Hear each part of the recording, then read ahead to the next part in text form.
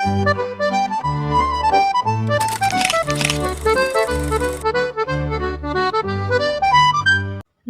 সকলোকে। নেপালত যোৱা পাৰ্ট 2 ভিডিঅ'টো আহি গ'ল। মানে মই এডিট কৰোঁতেতো ঠিকে কৰিলোঁ, কিন্তু ভইচ অভাৰ কৰোঁতে দেৰি হৈ গ'ল।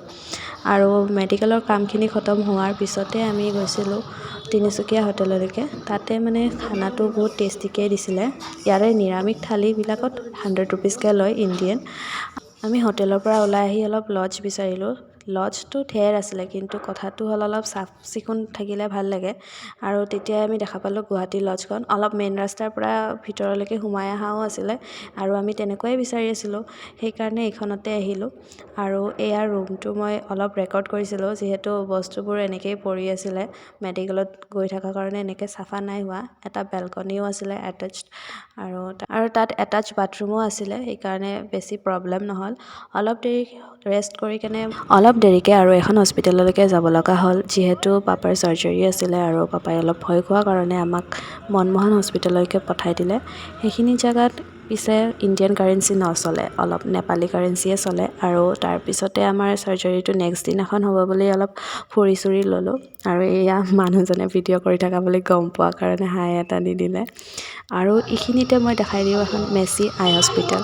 এয়া তিনিচুকীয়া লজৰ পৰা দেখা ভিউটো। দৃষ্টি আই হস্পিটেলৰ পৰা এইখন বৰ বেছি দূৰ নহয়, সেইকাৰণে ভাবিলোঁ এবাৰ ইয়াতেও সোমাই যাওঁ। এইখন গভৰ্ণমেণ্ট যদিও বৰ ধুনীয়া, চাফ চিকুণেৰে ভৰা, আৰু চিনাৰীটোও খুব ধুনীয়া।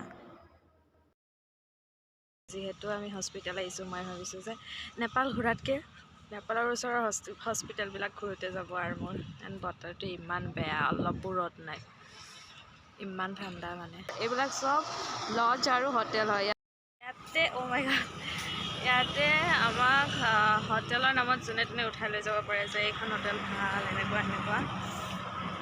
নেক্সট ডে আমাৰ চাৰ্জাৰী হৈ যোৱাৰ কাৰণে হোটেল ৰুমৰ পৰা ওলাই আহিব লগা হ'ল। আৰু যিহেতু আজি চাৰ্জাৰী হৈছে, সেইকাৰণে হস্পিটেলতে ৰাখিব। তো আমি হস্পিটেল গৈ আছোঁ। লক এণ্ড অল কৰি লৈছোঁ ভালকৈ, যিহেতু মোবাইলটো হাততে আছিলে, ধৰিব পৰা নাছিলোঁ। মোবাইলটোতো উঠি আছে। আৰু এয়া চাৰ্জাৰী হৈ গ'ল। আৰু এইটো হস্পিটেলটোৰ কেম্পাছটো হয়।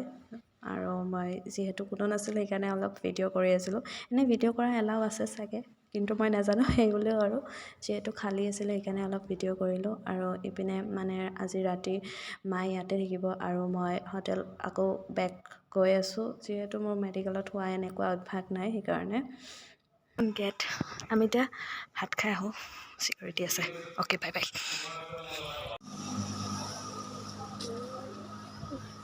অলপো ৰ'দ নাই।